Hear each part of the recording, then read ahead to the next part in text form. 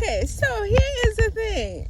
I decided to do this video selfie type thing.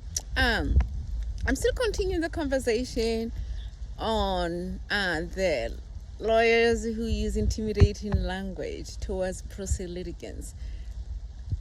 I guess I just answered my own question about why I thought these lawyers were resorting to this type of language.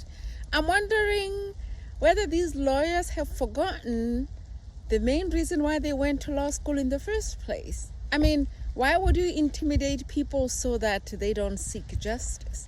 Doesn't make sense. I guess it's kind of begging the question. Why are you a lawyer if you want to scare people out of the courthouses?